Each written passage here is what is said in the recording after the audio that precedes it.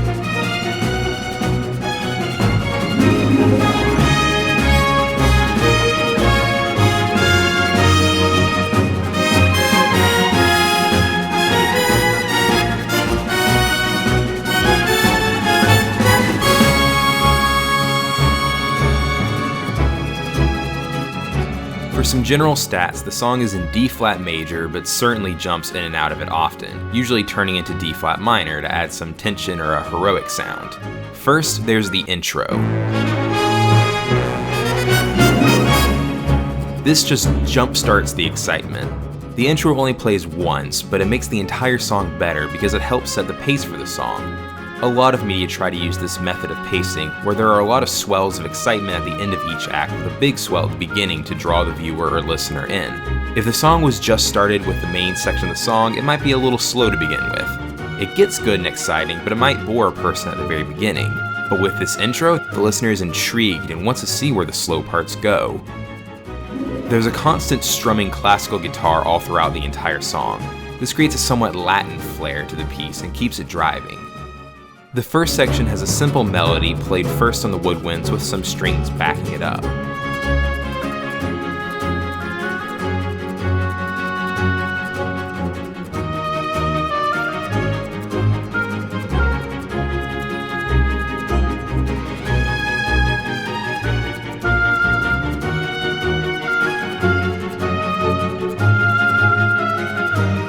Then the strings come in full force to finish the first section.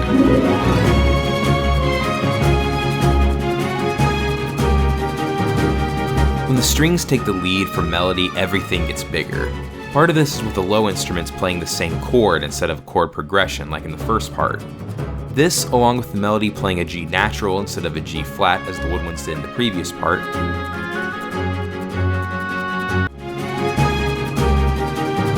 creates different chords and evokes a more tense feeling than the woodwind-led section.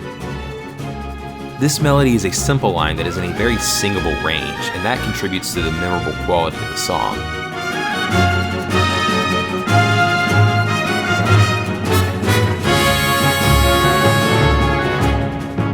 Then there's a calm trumpet section. The whole song could have looped right here and it would have been fine.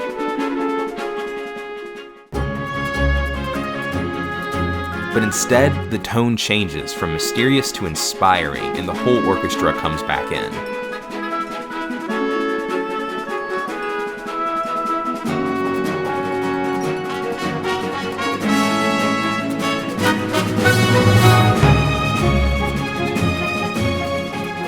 There is so much texture to this last section.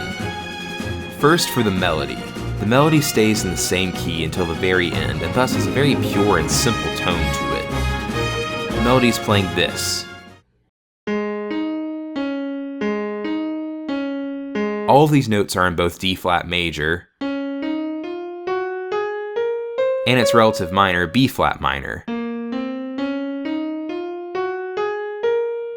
So when the chord changes between the two, it changes the context of the melody without the melody actually changing any notes.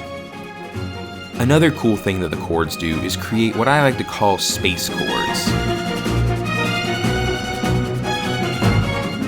They play nothing but major chords even if it doesn't fit the scale. I call this space chords because the first time I heard it was in Star Wars.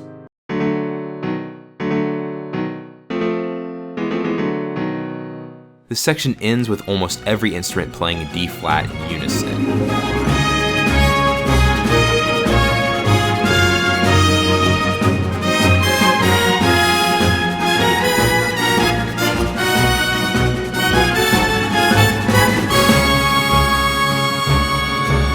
And then it calms down and the loop restarts.